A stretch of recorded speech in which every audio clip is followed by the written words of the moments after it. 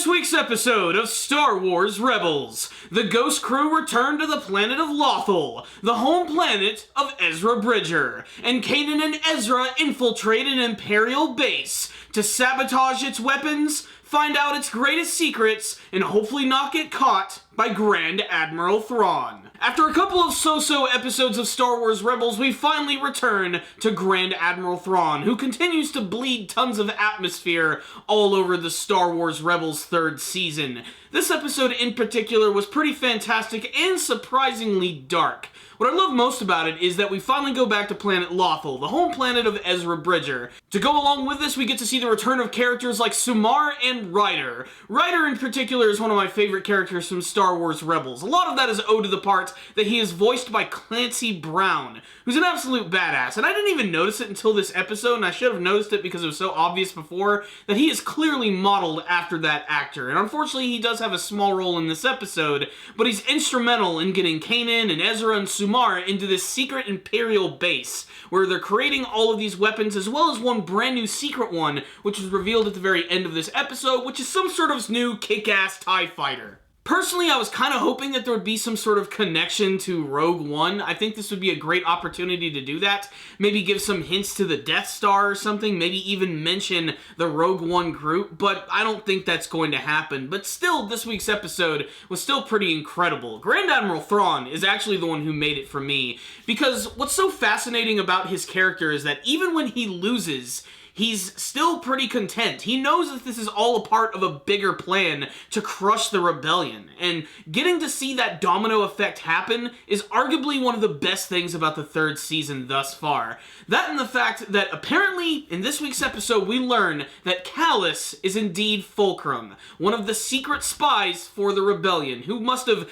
accidentally been recruited by Zeb. At least that's what he says at the end of this episode. But there's a great scene where Kanan and Ezra get stuck in this base, and they're basically working as the workers on these speeder bikes and on these Imperial walkers, and basically Grand Admiral Thrawn knows that someone has been going into this factory and rigging all of the walkers and the speeders so that they would explode. So he asks Sumar, who's in this Imperial factory outfit, to get on top of the speeder, and he tells him to do a demonstration of how fast it's going to go.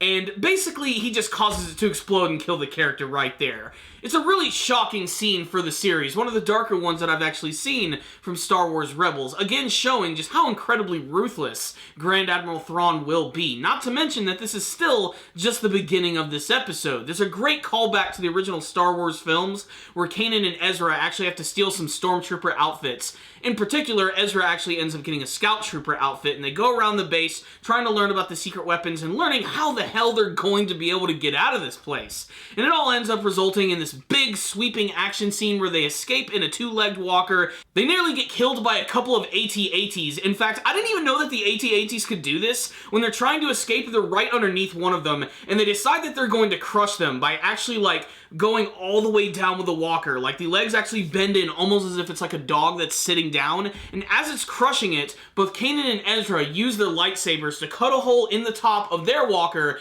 and into the AT-AT, crawl inside, and take control of the weapon. It's a thrilling action sequence. This is all made possible thanks to Kallus, because he actually comes up with this plan, and did anybody else just burst out laughing when Ezra decided to use a force push on him to make it look convincing, like he was beaten up by the Jedi? He ends up sending Kallus flying through this massive piece of glass, practically nearly killing him. And the scene's made even funnier because Kanan says that he's the one who wanted to do it. Kanan and Ezra are able to escape. They learn a little bit more about the secret weapons of the Empire, yet I really don't think this is much of a victory. A few characters were killed off, and this seems to all still be a part of Grand Admiral Thrawn's plan. One, learning a little bit more about his enemy, and two, realizing that Kallus is very well the mole in the Imperial group. And I can't wait to see how he's going to flush him out. There really never seems to be a moment where Grand Admiral Thrawn seems upset in this episode. It's almost as he knows all of this shit is going to go down, and that's what makes him such a menacing villain. So what's the rundown on this week's episode of Star Wars Rebels? Another great episode which focused on Grand Admiral Thrawn a lot, which is something that I really wanted to see. Some of my favorite scenes from him were when he was basically looking at all of the pieces of evidence that he's picked up from the different various members of the Ghost crew, how he's really trying to learn about his enemy in every single aspect. Their personality, their history, their motives, just the symbols that they use are incredibly important to him learning about his enemy. Case in point, the Phoenix symbol, which is all about rising from the ashes. He's going to use all of this symbolic imagery to his advantage, and I can't wait to see him pull it off because he's been doing a great job of that so far. He was so menacing in this episode, especially when he forced Sumar to actually kill himself in this episode. I also really love the fact that Ezra and Kanan were in this episode as well. It's been a while since we've seen them go on an adventure together, and you can definitely tell that Ezra's skills have certainly picked up a lot. They seem to be in tune with each other a lot, and basically not exactly finishing each other's sentences so much as they're finishing each other's attacks. They're really working together without having to communicate too much. Chalk it up to communicating through the Force. All in all, I really enjoyed this week's episode of Star Wars Rebels. One of my favorite ones from Season 3 thus far. A lot of that is owed to Grand Admiral Thrawn. But overall, this just felt like a really nice classic episode of Star Wars Rebels with a lot of great action set pieces. It opened up with this great scene of Ryder saving Ezra and Kanan as they were going up against some Imperial troops and some walkers. And then we had that great scene towards the end with the two AT-ATs.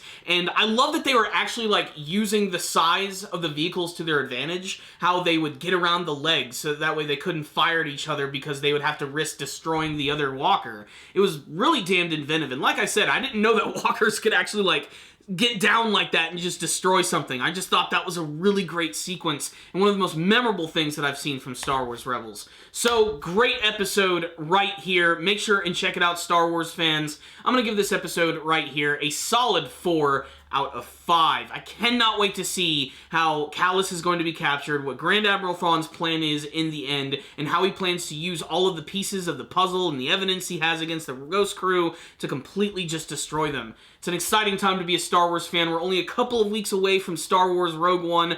I really hope that we're going to get some sort of connection between these two various series. Even if it's just something in passing, like in Rogue One if they mention the Ghost crew, or vice versa when they mention Rogue One in Star Wars Rebels. I'd just like something to be there. But it might not happen. I'm not going to get my hopes up. That being said, this was a great episode. Check it out, Star Wars fans. If any of you did watch it, make sure to tell me what you thought about it in the comments section below. Thank you guys again for watching. If you liked the video, please like it and subscribe. And as always, may the Force be with you.